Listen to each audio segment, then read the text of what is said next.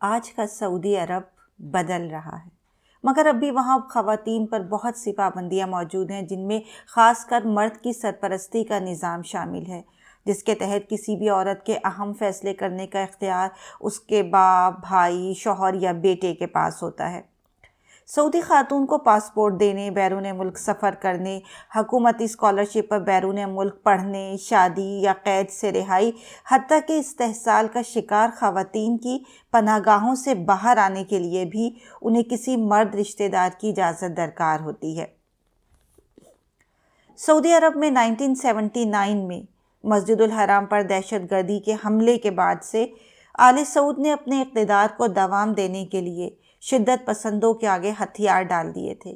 اس سے پہلے وہاں عورتوں کے لباس اور گھومنے پھرنے پر پابندی نہیں تھی، مگر 1979 کے ملا سماج سدھار کے بعد سعودیوں کی آزادیاں چھن گئیں۔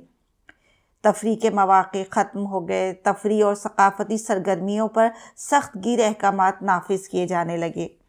بعد میں شاہ عبداللہ نے کچھ اصلاحات شروع کیں اور پھر اب شاہ محمد بن سلمان نے مذہبی شدت پسندی کو ختم کرنے کے لیے یہ طے کیا کہ لوگوں کو شخصی آزادی دی جائے۔ قدامت پسند خلیجی سلطنت نے گزشتہ برس خواتین کی ڈرائیونگ پر پابندی ختم کی۔ اس کے علاوہ سرکاری اسکولوں میں خواتین اور لڑکیوں کے کھیل اور خواتین کے فٹ بال اسٹیڈیم جا کر میچ دیکھنے پر بھی پابندی ختم کی۔ ماہرین کے مطابق خواتین کی معاشرے اور معیشت میں شرکت میں بڑی رکاوٹ مرد کی سرپرستی کا نظام ہے، جس کے تحت متعدد خواتین کو، جنہوں نے اس نظام کو یا اس سسٹم کو چیلنج کیا، قید کا سامنا کرنا پڑا۔ 2018 میں سماجی کارکن سمر بداوی اپنا گھر چھوڑ کر ایک پناہ گاہ منتقل ہو گئی تھیں، اور اس کی وجہ انہوں نے اپنے والد کی طرف سے ان پر ہونے والا جسمانی تشدد بتایا تھا۔ پھر انہوں نے اپنے والد کی سرپرستی ختم کرنے کے لیے قانونی چارجوئی بھی کی، تو جواب میں ان کے والد نے ان کے خلاف نافرمان ہونے کا دعویٰ دائر کر دیا، اور 2010 میں عدالت نے سمر بداوی کو قید کرنے کا حکم دیا اور انہوں نے 7 ماہ قید میں گزارے۔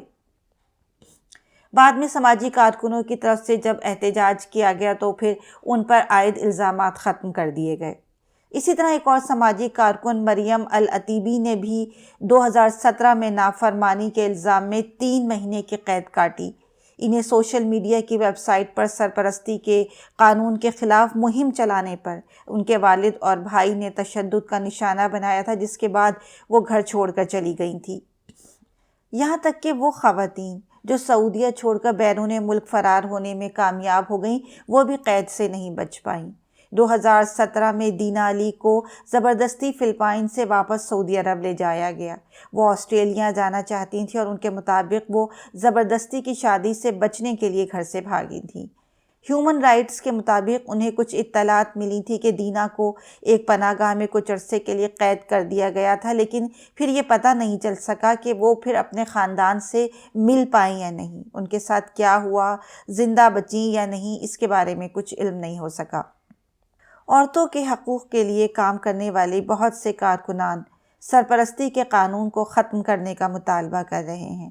2016 میں انہوں نے عدالت میں ایک درخواست جمع کرائی تھی، جس پر 14,000 لوگوں کے دستخط موجود تھے، اور یہ درخواست اس وقت کی گئی تھی جب ٹوئٹر پر ایک مہم چل رہی تھی کہ سعودی خواتین سرپرستی کے قانون کا خاتمہ چاہتی ہیں۔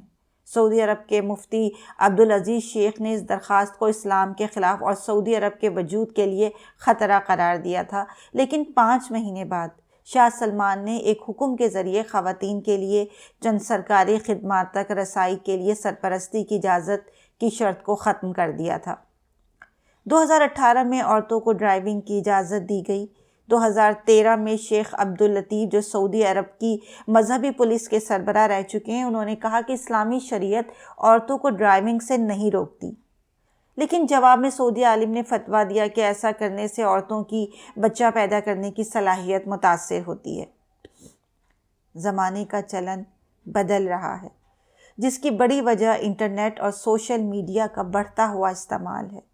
اب کچھ چھپانا آسان نہیں۔